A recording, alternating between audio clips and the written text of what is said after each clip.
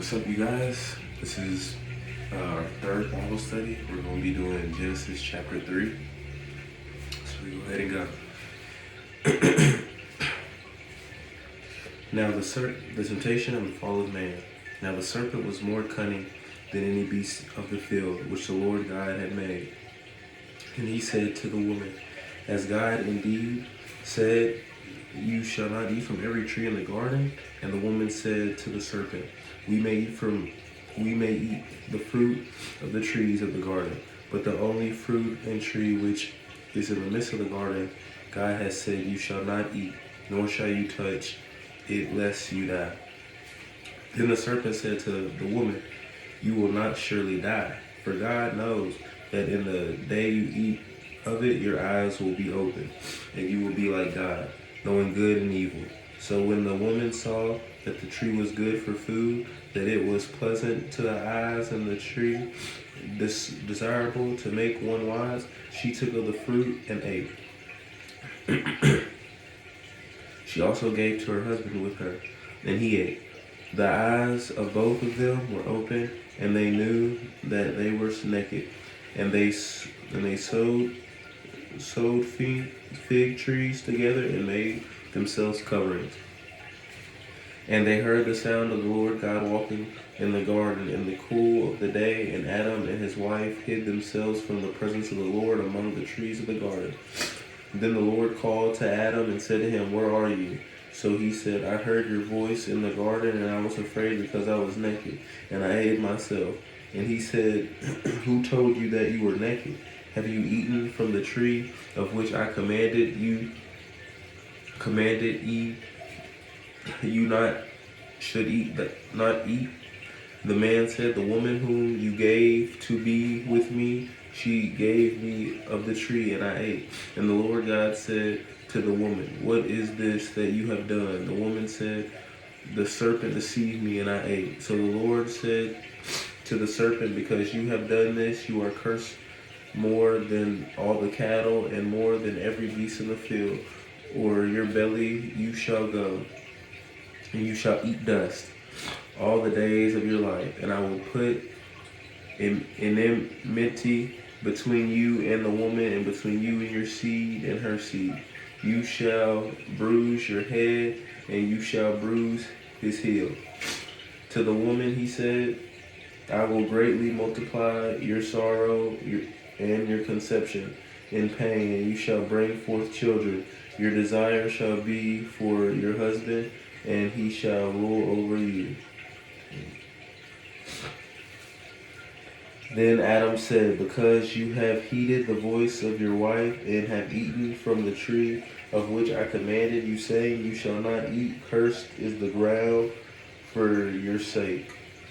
In toil, and you shall eat of it all the days of your life. Both thorns and thistles it shall bring for you, and you shall eat the herb of the field. In the sweat of your face you shall eat the bread, till you return to the ground. For out of it you were taken, for the dust you are, and the dust you shall return. And God called his wife named Eve, because she was the mother of the living. Also for Adam and his wife, the Lord God made tunics of skin and clothed them. Then the Lord God said, Behold, the man has become like one of us, and to know good and evil. And now, lest he put out his hand and take also of the tree of life, and eat and live forever. Therefore the Lord God sent him out of the Garden of Eden to the ground from which he was taken. So he drove out the man, and he placed cherubim at the east of the Garden of Eden, and the flaming sword which turned every day to guard the way of the tree of life. Alright guys, that's chapter 3. As you're seeing, the devil did deceive Eve and had her eat from the tree, in which she brought the tree to Adam, and he deceived, and that's what created the great separation between us and the Lord. It made us know good and evil, which we were never supposed to know evil. Honestly, that's the worst choice they could have made, and it messed everything up. It makes sense why we're weak clothed. We're the only real creature that's alive. I don't know if you guys noticed, but that clothe themselves. Nobody else is really clothing themselves. They don't see their nakedness. They don't, like all these other animals and stuff. They don't see their nakedness. They're one with God. There's no separation with them and God. All they see is what God allows them to see, and that's good and evil. You don't see a pig trying to cover himself up. You don't see a lion trying to cover himself up.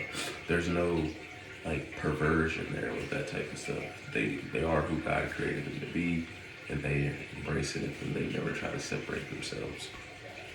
You see how it's also made it to where we will surely die when they made that choice. We were never supposed to die. We were always supposed to live forever.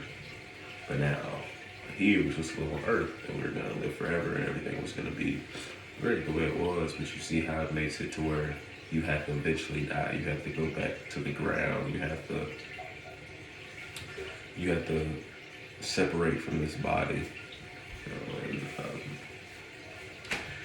Yeah, that was definitely a bad choice, but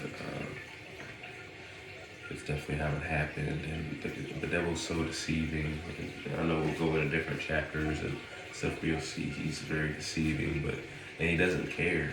He doesn't care. He cursed the snake by using the snake.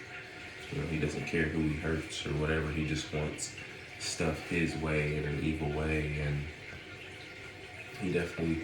And my thing is, I feel like he knew he could get the easiest way to get both of them was to be with a woman.